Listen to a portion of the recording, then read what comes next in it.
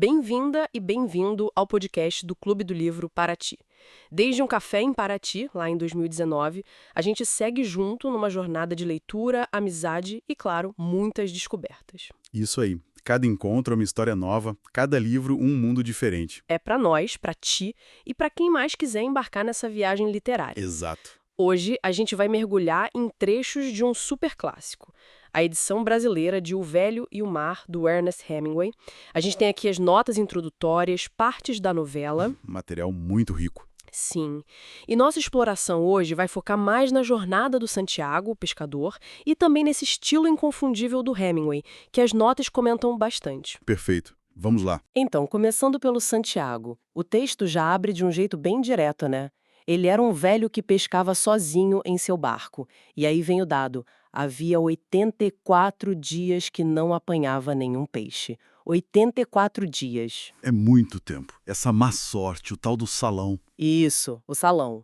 E por causa disso, os pais do Manolin, o garoto que era aprendiz dele, proíbem um menino de pescar com o velho. Pois é. Mas mesmo assim, o Manolin continua super leal, né? Ajuda o Santiago todo dia.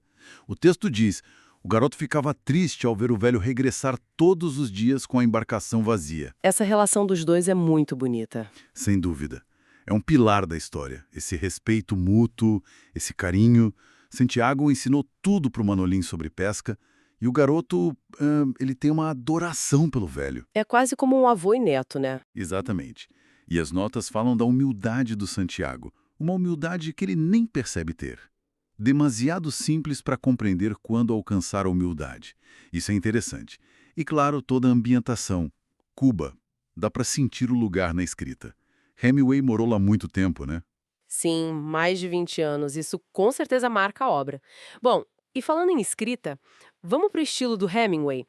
As notas que a gente tem aqui, elas destacam muito essa busca dele por uma, como diz aqui, prosa calcada na linguagem jornalística, Isso. sem embelezamentos, econômica e contundente.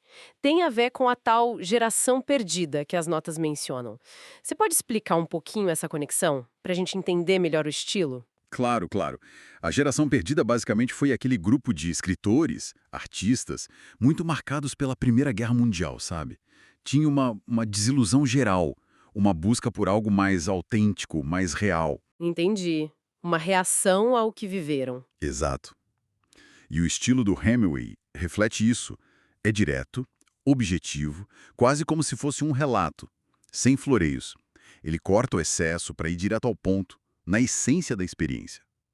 Como as notas falam, tema e linguagem se articulavam com perfeição. Não é só estilo por estilo, entende? A forma ajuda a contar a história, a passar a sensação da luta, da resistência. Faz todo sentido. Essa economia nas palavras deixa tudo mais intenso. A gente sente o esforço, a solidão do Santiago. Exatamente. E aí vem a luta principal, quando ele finalmente fisga o marlim gigante, maior que o barco. Nossa, essa parte. É uma batalha que dura dias, uma coisa épica mesmo. E no meio disso tudo, ele sente falta do Manolin. Gostaria de ter o garoto aqui comigo. É um momento de vulnerabilidade, né? Sim. E ao mesmo tempo ele desenvolve um respeito imenso pelo peixe. Tem aquela frase: peixe, eu gosto muito de você e o respeito muito, mas vou matá-lo. Essa dualidade é muito forte. Respeito e a necessidade de vencer. Ele até chama o mar de la-mar no feminino, né? Uma relação complexa. É o coração da novela essa parte. O embate do homem com a natureza, a perseverança. Mas não é só contra o peixe, né? É contra a própria dor, o cansaço, a mão com cãibra que ele odeia. Verdade. A mão esquerda. É uma luta interna também. Ele fica pensando no jogador de beisebol, de majo, para se manter firme, para não desistir. Tem aquela frase central: mas tenho de matá-lo, embora seja injusto. Mas vou mostrar-lhe o que um homem pode fazer e o que é capaz de aguentar. É poderoso isso. Mostra respeito, mas também a necessidade e a afirmação da resistência humana. E quando a gente acha que acabou, depois que ele vence o peixe, não acabou, não mesmo. Aí vem os tubarões. Os tubarões, atraídos pelo sangue do marlim, que está amarrado do lado do barco. E o Santiago luta de novo com o que ele tem, um remo, faca. É desesperador.